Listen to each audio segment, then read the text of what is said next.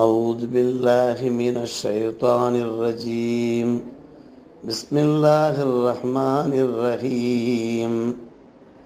الحمد لله رب العالمين الرحمن الرحيم مالك يوم الدين إياك نعبد وإياك نستعين اهدنا الصراط المستقيم صراط الذين أنعمت عليهم غير المغضوب عليهم ولا الضالين.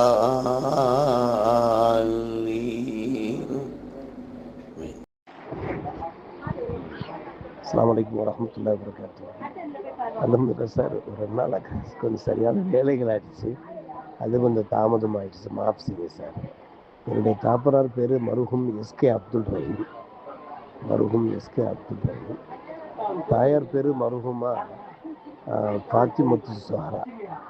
தாயார் பேர் மருகுமா பாத்திமத்து சஹரா. ஊர் புத்தானத்தம், மணப்பாறை வட்டம், புத்தானத்தம், திருச்சி மாவட்டம். நம்ம வாங்கின சனது மௌலவி அப்சருலமா ஏ முகமது இஸ்மாயில் ஃபாசில் பாக்கவி ஒரு 8 வருஷம், ஃபாசில் ஒரு 2 வருஷம், மொத்தம் ஒரு 10 வருஷம் ஓதிருக்குது. அங்கே வேலூரில் மட்டும் 6 வருஷம் ஓதிருக்கு. மொத்தத்தில் மௌலவி ஆலிம் அப்சருலமாங்கிறது ஒரு கவர்மெண்ட் பரீட்சை, அது பிஏனுடைய ஸ்தானத்தில் உள்ளது, அது அரபிக் பிஏவுடைய ஸ்தானத்தில் உள்ளது. மௌலவி அப்சருலமா ஏ முகமது இஸ்மாயில் ஃபாசில் பாக்கவி. மயிலாடுதுறை மாவட்டம் அரசு காட்சி. கிட்டத்தட்ட 2 வருஷம் ஆச்சு. காஜி பொறுப்பேற்று 2 வருஷம் ஆச்சு. மயிலாடுதுறை மாவட்டம் அரசு காட்சி, அவ்வளோதான் காட்சி. மற்றபடி ஹஜ்ஜுக்கு நம்ம பல காலம் சென்றிருக்கிறோம், அது ஒரு பெரிய விஷயம் இல்லை. நாங்கள் எல்லாருடைய துவா பறக்கிறதுனால, நாங்கள் கேட்டதுனால, தாங்கள் சாரு மேலே எனக்கு தனி ஒரு ஆசை, ஒரு அன்பு இருக்குது வக்கீல் சார் மேலே. அல்ஹம்துலில்லாஹ், எங்கள் வக்கீல் சாருடைய எண்ணங்கள் பரிசுத்தமான எண்ணங்கள், எல்லாம் கபூல் செய்யணும். நல்ல நோக்கங்களோட இந்த விஷயங்கள்லாம் பதிவு பண்ணிக்கிட்டு இருக்கிறீங்க. அவ்வளோதான். நாங்கள் துவா செய்ய இப்போ கூட ஊருக்கும் போயிட்டு இருக்கோம். நம்ம பையனுக்கு அந்த அழைப்புதல் கூட போட்டுருக்கோம். சார்ந்தா இன்னும் பத்திரிக்கை என் கைக்கு வரல. இப்போ ஊருக்கு போனாக்க பத்திரிக்கை கொடுப்பாங்க. ஜனவரி 11ஆம் தேதி நிக்காக சார், கடைசி பையனுக்கு 3 ஆம்பளை பசங்க, ஒரு பொண்ணு சார். மூத்தவர் ஷம்சுல் ஹுதா. தம்பதிகள் சிங்கப்பூர் இருக்கிறாங்க, டிசம்பர் லீவில் இருக்கிறாங்க. அடுத்து பொண்ணு மகளார் நிக்காக ஆகி 2 wings 2 ஆணும் பொண்ணு இருக்கிறாங்க. 3வது மௌலவி ஆலிம் சுஹைல் ஃபாசில் இஸ்மாஹி. 4வது இப்போ அஹ்மது உசாமா. அவர் நல்ல முறையில் படிச்சுட்டு கனடாவில் கொஞ்சம் கூடுதலாக படிச்சுட்டு இப்போ வந்திருக்கிறாரு, லீவில் வந்திருக்கிறாரு. வேலைகள் சரியாக அமையலை, தாங்கள் துவாசிங்க நல்ல வேலைகள் அமையிருக்கு. இப்போ அவருக்கு நிக்காக ஏற்படாயிருக்கு. பொண்ணு திருச்சியில் சார், ஜமால்புது காலேஜில் முன்னாள் ஹெச்ஓடி அரபிக் பேராசிரியர். அவர் ரொம்ப நல்ல மனிதர். அவருடைய மகள் தான் முடிவாக இருக்குது. அல்லாஹ்வுடைய கிருபையினால ஜனவரி 1 பிறந்துட்டா அடுத்த ஒரு 10 நாள் இருக்குது. அந்த துவாசிகளும் எல்லா நாடெல்லாம் கலந்து கொள்ளணும். நேரில் பார்த்து பேசணும்னு ஆசை. சந்திக்கிட்ட முயற்சி பண்ணுறேன் சார். நல்லா நற்கிருபை செய்யணும். ரொம்ப ரொம்ப சந்தோஷம் சார். அஸ்ஸலாமு அலைக்கும் வரஹ்மத்துல்லாஹி தஆலா வபரகாத்துஹு. உங்களுக்கு இடையே நீங்கள் ஒருவருக்கொருவர் கருணை காட்டும் வரை, அன்பு செலுத்தும் வரை நீங்கள் உண்மை மூமின்களாக ஆக மாட்டீர்கள் என்றார்கள் நபிகள் நாயகம் ஸல்லல்லாஹு அலைஹி வஸல்லம். நண்பர்கள் கேட்டார்கள், யா ரசூலல்லாஹ், நாங்கள் எல்லோருமே கருணை மிக்கவர்களாகத்தானே இருக்கிறோம், அன்பு செலுத்தக்கூடியவர்களாகத்தானே இருக்கிறோம். அப்போது நபிகள் நாயகம் ஸல்லல்லாஹு அலைஹி வஸல்லம் பதில் சொன்னார்கள், இல்லை, நீங்கள் உங்களுக்கு நெருக்கமானவர்களுக்கு அன்பு செலுத்துவது மட்டும் அன்பல்ல, மாறாக வலாக்கின்னா ரஹமத்துல் ஆம்மா, உலக மக்கள் யாவர் மீதும் நீங்கள் அன்பு செலுத்தக்கூடியவர்களாக இருக்க வேண்டும். என்று சொன்னார்கள். ஒரு அழகிய கருத்தை நமக்கு எடுத்துரைக்கிறார்கள். புதிய விளக்கம் என்று கூட நாம் கூறலாம். அன்பு, கருணை என்பதெல்லாம் ஒரு வட்டத்துக்குள் இருக்கக்கூடாது, அது விசாலமாக இருக்க வேண்டும். முஸ்லிம்கள் மீதும் இருக்க வேண்டும், முஸ்லிம் அல்லாதோர் மீதும் இருக்க வேண்டும். உறவினர்கள் மீதும் இருக்க வேண்டும், உறவினர்கள் அல்லாதோர் மீது இருக்க வேண்டும். ஊரார் உற்றார் அத்தனை பேர் மீதும், சொல்லப்போனால் நாட்டு மக்கள் எல்லோர் மீதும் அந்த அன்பும் கருணையும் இருக்க வேண்டும் என்கின்ற ஒரு விளக்கம் இருக்கிறதே, ஒரு அருமையான ஒரு விளக்கமாக இருக்கிறது. ஆம்மா என்றால் அது அனைவருக்கும் பொதுவான அன்பு என்றால் மனிதர்களும் உள்ளே வருவார்கள், மனிதர்கள் அல்லாத மற்ற ஜீவராசியிலும் கூட உள்ளே வந்து விடுவார்கள். எல்லா ஜீவன்கள் மீதும் நாம் அன்பு செலுத்த வேண்டிய கடமை இருக்கிறது.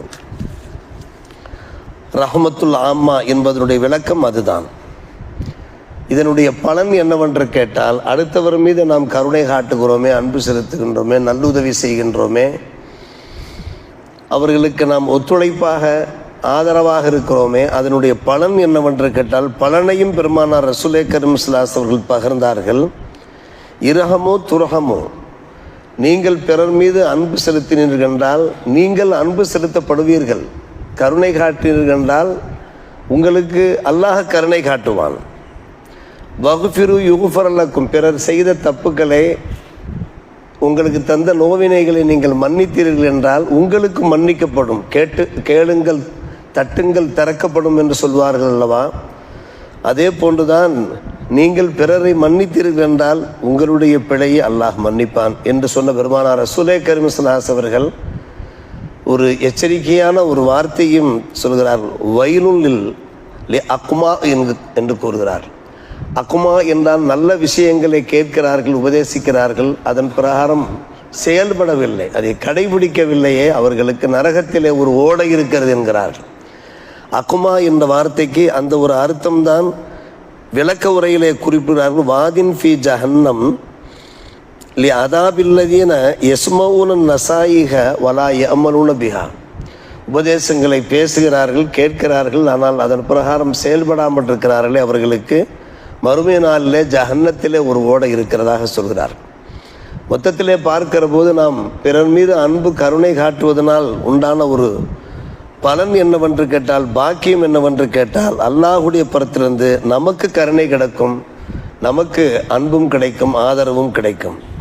பிரபல்யமான ஒரு ஹதீஸ், இப்னு அப்பாஸ் ரலியல்லாஹு அன்ஹுமா அவர்கள் அறிவிக்கிற ஹதீஸ், லைஸ மின்னா மல்லம் யுவக்கிரில் கபீர் வயர்ஹம ஸகீர் வயஅமுரு பில் மஅரூஃப் வயன்ஹ அனில் முன்கர். யார் மூத்தவருக்கு கண்ணியம் செலுத்தவில்லையோ, இளையோருக்கு இரக்கம் காட்டவில்லையோ, நல்லதை ஏவி தீயதை தடுக்கவில்லையோ, அவர் நம்மை சார்ந்தவர் அல்லர் என்றார்கள் பெருமானார் ரசூலே கரீம் ஸல்லல்லாஹு அலைஹி வஸல்லம். கருணை காட்டுவது, அன்பு காட்டுவதில் எந்த விஷயம் சேர்கிறது என்று கேட்டால், நல்லதை ஏவுவதும் தீயதை தடுப்பதும். காரணம், நல்லதை செய்யாதவர்கள் அதன் காரணமாக பாவங்களை சம்பாதிக்கிறார்கள், தீயதை செய்யக்கூடியவர்கள் அதனுடைய விளைவுகளை சந்திக்கிறார்கள்.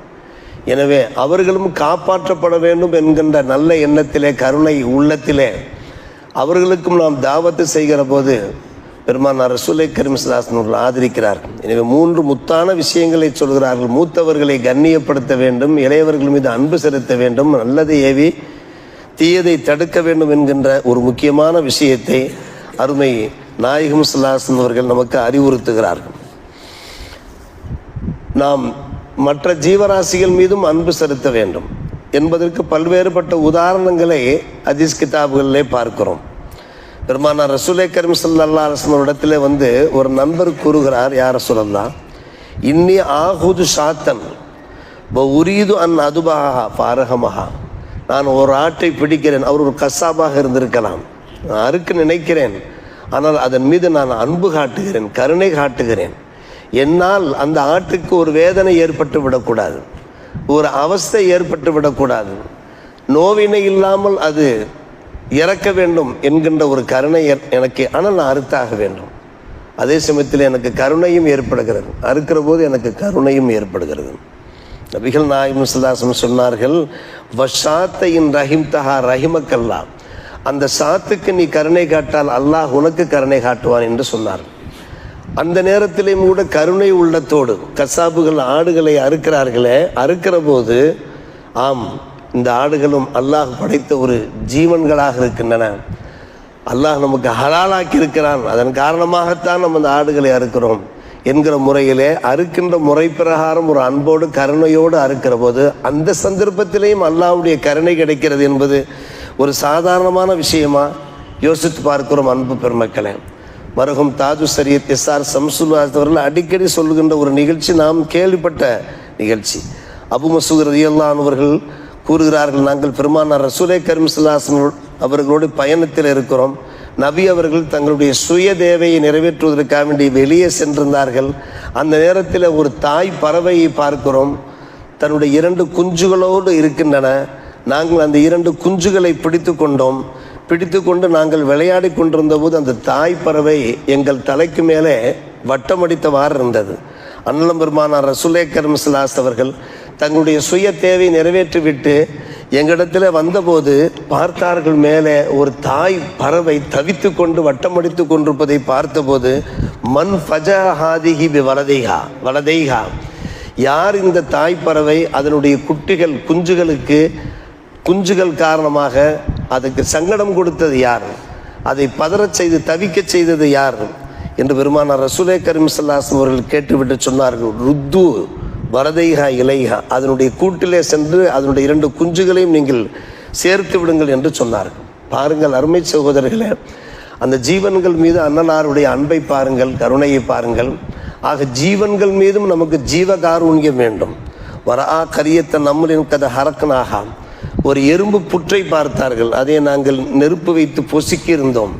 பார்த்துவிட்டு வேதனையோடு சொன்னார்கள், ஏன் இப்படி செய்கிறீர்கள் ஹரக்க ஹாதிகி, இந்த எறும்பு புற்று இருக்கிறதை இதை நெருப்பில் கொளுத்தியது யார் என்று கேட்டார்கள். நாங்கள் தான் என்று சொன்னபோது, இப்படியெல்லாம் செய்யக்கூடாது. இன்னகுலா எம்பகி ஐயோ அத்திப பின்னார் இல்லா ரப்புன்னார், நெருப்பு வைத்து பொசுக்குவது என்றால் ஒரு ஜீவனை ரப்புன்னார், அந்த நெருப்பை படைத்த ரப்புக்குத்தான் அந்த உரிமை இருக்கிறதே தவிர மனுஷனுக்கு அந்த உரிமை கிடையாது. வேறு எந்த வகையிலே அதை நாம் அகற்ற வேண்டுமே தவிர நெருப்பு வைத்து பொசுக்கக்கூடாது என்றார்கள் நபிகள் நாயகம் ஸல்லல்லாஹு அலைஹி வஸல்லம். ஒரு வாரத்திற்கு முன்னாலே சஹீஹுல் புகாரி பாடத்தில் நாம் மாணவர்களுக்கு கிளாஸ் நடத்தி கொண்டிருக்கிறோம். பெருமானார் ரசூலே கரீம் ஸல்லல்லாஹு அலைஹி அவர்கள் சுவனத்தையும் நரகத்தையும் வர்ணிக்கிறார்கள், விவரிக்கிறார்கள். நரகத்திலே நான் ஒரு பெண்ணை கண்டேன், அந்த பெண் கடுமையான முறையில் துன்புறுத்தப்படுகிறாள். பூனைகள் இருக்கின்றனவே, பூனைகள் அந்த பெண்ணை கொத்துகின்றன. நான் கேட்டேன் ஜபரிடத்தில், எதனால் இந்த பெண்ணுக்கு இப்படிப்பட்ட ஒரு வேதனை? ஆம், இந்த பெண் உயிரோடு வாழ்கிற போது ஒரு பூனையை வளர்த்தாள். அந்த பூனையை வீட்டில் அடைத்து போட்டிருந்தாள். அடைத்ததன் விளைவாக உணவும் கொடுக்கவில்லை. அதனுடைய பசியை தீர்க்காததோடு மட்டுமல்லாமல் வெளியே விடவும் இல்லை, வீட்டை விட்டும் வெளியே விடவும் இல்லை.